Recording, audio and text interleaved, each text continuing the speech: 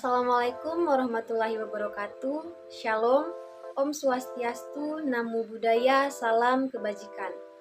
Perkenalkan, nama saya Fani Ramadhania Baraka dengan NIM 151422125 dari kelas F, jurusan Pendidikan Guru Sekolah Dasar, Fakultas Ilmu Pendidikan, Universitas Negeri Gorontalo. Pada video kali ini, saya akan membahas tentang pendekatan dalam manajemen kelas.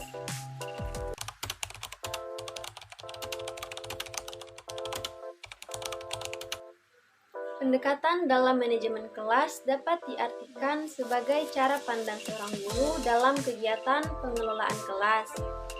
Cara pandang tersebut kemudian menjadi semacam pedoman bagi seorang guru dalam mengelola kelas. Pendekatan pembelajaran diartikan sebagai titik tolak atau sudut pandang dalam proses pembelajaran yang merujuk pada pandangan tentang terjadinya suatu proses yang bersifat umum. Adapun pendekatan merupakan unsur penting yang harus dikuasai pengajar sebelum mempersiapkan perencanaan pembelajaran. Pendekatan dalam manajemen kelas terbagi menjadi dua, yaitu pendekatan otoriter dan pendekatan intimidasi.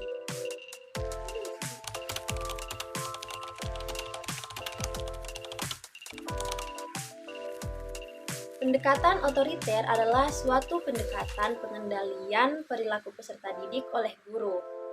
Tujuan guru yang utama adalah mengendalikan perilaku peserta didik, karena gurulah paling mengetahui dan berurusan dengan peserta didik. Tugas ini sering dilakukan guru dengan menciptakan dan menjalankan peraturan dan hukuman.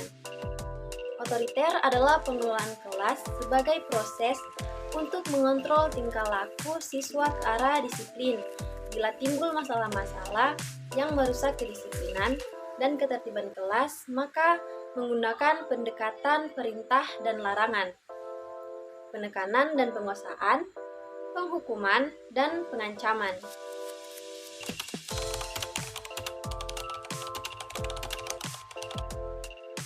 Pendekatan otoriter menawarkan 5 strategi yang dapat diterapkan dalam memanajemen kelas, yaitu yang pertama, menetapkan dan menegakkan peraturan, yang kedua, memberikan perintah, pengarahan, dan pesan, yang ketiga, menggunakan teguran, yang keempat, menggunakan pengendalian dengan mendekat. Yang kelima, menggunakan pemisahan dan pengecualian. Adapun kelemahan dari pendekatan otoriter adalah pendekatan otoriter janganlah dipandang sebagai strategi yang bersifat mengintimidasi. Guru yang mempraktekkan pendekatan otoriter tidak memaksakan kepatuhan, merendahkan peserta didik, dan tidak bertindak kasar. Guru otoriter bertindak untuk kepentingan peserta didik dengan menerapkan disiplin yang tegas. Pendekatan ini kurang mantap dalam pelaksanaan baik perintah maupun larangan. Dapat diterapkan atas dasar generalisasi masalah-masalah pengelolaan kelas tertentu.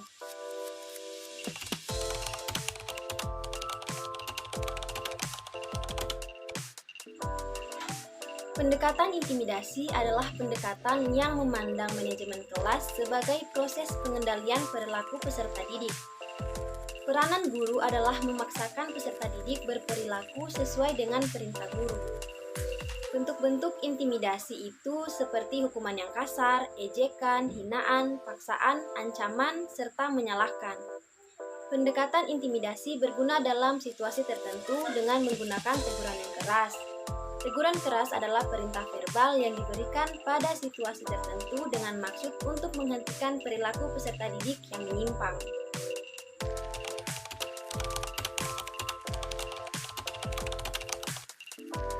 Kelebihan dari pendekatan intimidasi. Yang pertama, pendekatan intimidasi berguna dalam situasi tertentu dengan menggunakan teguran keras. Yang kedua, perlakuan yang menggunakan pendekatan ini akan menjadikan siswa tidak mengulangi lagi perbuatannya atau memberikan efek jerak kepada siswa tersebut dan sebagai suatu proses untuk mengontrol tingkah laku anak didik.